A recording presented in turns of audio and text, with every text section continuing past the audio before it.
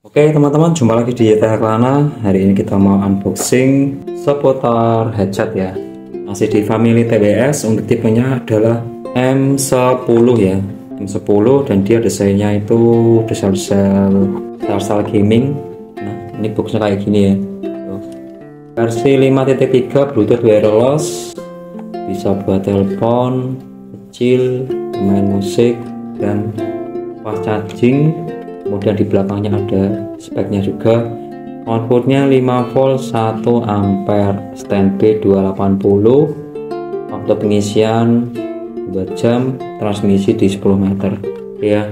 Ini kalau buat kardusnya ini kokoh ini guys, mantap ini. Kita langsung aja spill dalamnya.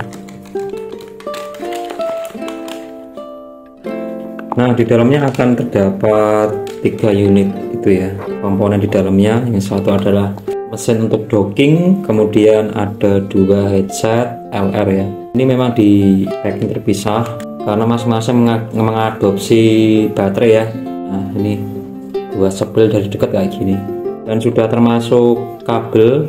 Terus di belakang sini ada manualnya, itu dia kecil ini. Gua sepil dari mesinnya dulu ya. Ini masuknya di brandednya Lentiven. Nah, ini masih ada bungkusan plastik. Ini kalau dilepas nanti akan kelihatan full ya. Kita putar-putar dulu. Untuk bodinya itu dia ABS plastik ya, cukup kuat. Oke, lumayan. Terus yang di belakang sini itu ada kartu kayak gini, ada tulisan open. Ini kalau dibuka ada apanya sih? Tuh. Ada untuk kabel charging, dia masih menggunakan itu ya, micro USB, dan ada slot untuk keluaran USB. Ini bisa dipakai buat charging berarti ya teman-teman. Untuk spek dari baterai itu di 1500 ya. Ya, kita coba buka buat dalamnya seperti apa ya teman-teman. Nah, ini bagian dalam dockingnya kayak gini. Sekilas kalau dari visual itu nggak ada tampilan apa-apa. Kita coba pasang. Ini dalam kondisi awal kayak gini diharuskan buat di charging minimal 1 jam ya. Ini buat menghasilkan fungsional yang optimal. Cara masangnya kayak gini. Nah, dia langsung nyala ya. Langsung nyala. Jadi setelah dipasang semua, di docking ada muncul notifikasi buat parameter pengisian baterai di masing-masing bat. Dan di tengah ada segmen LED yang dia menandakan untuk kapasitas dari docking saat pengisian. Nah, sedangkan untuk 1500 mAh dia itu bisa cukup lumayan lama di uptime hingga 160 jam standby ya. Dan bisa bahkan lebih tergantung pemakaian juga. Jadi buat desain terkesan cakep ya. Ini kalau ditutup kayak gini guys, tuh dia kelihatan. Jadi nggak perlu dibuka, itu bisa kelihatan dia posisi ngisi atau enggak. Kemudian kita coba pastikan buat charging, dan di sini masih mengadopsi kabel micro ya, micro USB. Buat tancap, langsung di charging guys.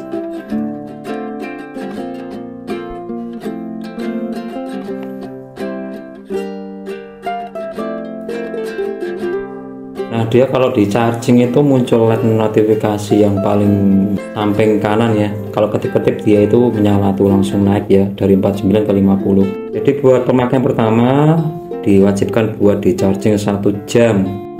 Oke, mantap. Untuk chargingnya sukses. Kemudian kita coba tes buat fungsi dari USB.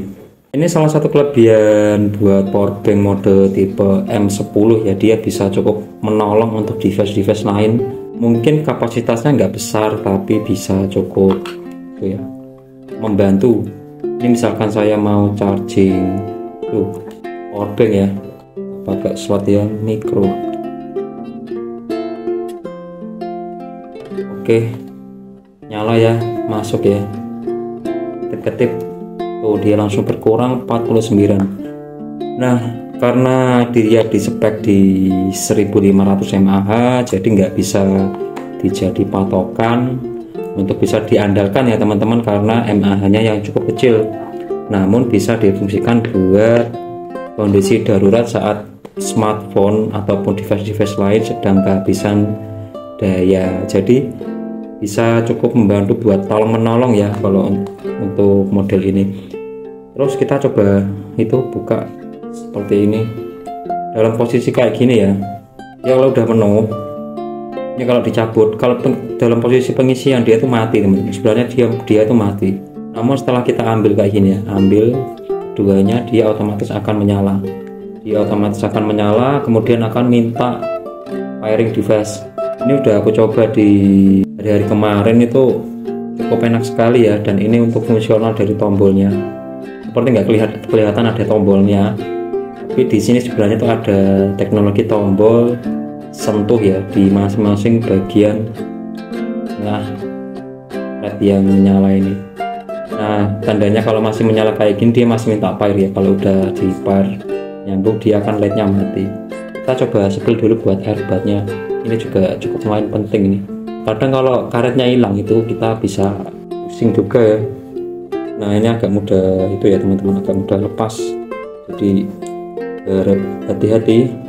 Oke, iya, dua-duanya mudah lepas guys.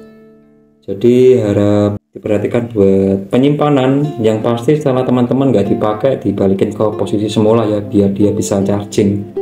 Untuk pemakaian dari airbagnya itu bisa sampai hingga 4-5 jam ya, untuk mendengarkan musik. Dan telepon ini sudah termasuk sama mikrofon, yang di bagian belakang juga ada itu tanda LR kanan kiri, kemudian ada pin yang warna tembaga, itu pin buat chargingnya. Kalau desainnya itu cukup itu ya, keren, warnanya hitam mengkilap. Sekarang kita coba tes ya. Nah, jadi buat uptime pemakaian selama kurang lebih 2 hari itu saya ngerasain suaranya itu bassnya cukup lumayan juga ya. Lumayan, itu belum ada tambahan itu kualitas di pemutar musik, sorry. Oke, kita pair. Ini bisa dipakai di beberapa device smartphone, bisa Android, bisa iPhone, dan bisa di perangkat komputer. Sekarang itu serba nirkabel ya, serba dimudahkan. Tapi jangan lupa untuk diperhatikan untuk perawatan. Yang pasti untuk teknologi nirkabel dia pasti mengadopsi baterai ya, dan baterai itu juga ada tips buat perawatan. Usahakan untuk tidak sampai dipakai sampai kosong ya, nanti malah justru mengakibatkan kerusakan. Oke, ini buat musiknya juga cukup lumayan. Nah, ambil dulu. Jadi untuk fungsi dari dasar sebuah dari airbag TWS, untuk 1 kali tekan di masing-masing airbag ini adalah fungsinya untuk saat pemutaran musik itu dia kalau ditekan sekali yaitu musiknya pause ya. Terus kalau ditekan lagi sekali dia itu play.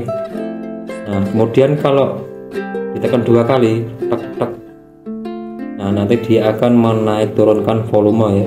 Nah, sedangkan kalau posisi telepon teman-teman ini sekali kalau ada telepon masuk tinggal ditekan sekali aja dia langsung connect ya. Mantap sekali ya.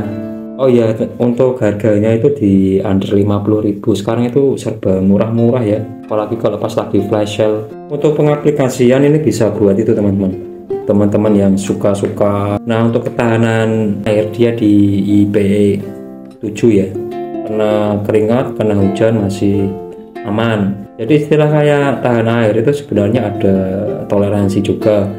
Kalau sampai dia kecemplung ke air ya kita sampai tenggelam ya, itu bisa loss garansi juga ya. Oke ya, mantap. Nah, ini yang jadi pertimbangan penting buat TWS model ini adalah dia masih menggunakan mikro, jadi sesuaikan aja buat parameter keseharian teman-teman. Jangan lupa buat karetnya, ini kalau toleransi pemakaian yang cukup lama ini bisa pas juga ya. Oke lah ya, untuk 50.000 bisa dapat TWS M10. Ini untuk kualitas bassnya cukup lumayan, buat gaming juga, buat santai-santai, buat tiduran, buat dengerin musik, sangat worth it sekali untuk harga di bawah 50.000 dengan kualitas suaranya ya. Oke teman-teman, jadi saya kira itu aja untuk review dari TWS M10. Semoga bisa cukup menginspirasi. Jangan lupa like, komen, dan subscribe karena subscribe itu gratis. Terima kasih dari saya, Yeti Aplana. Mantap.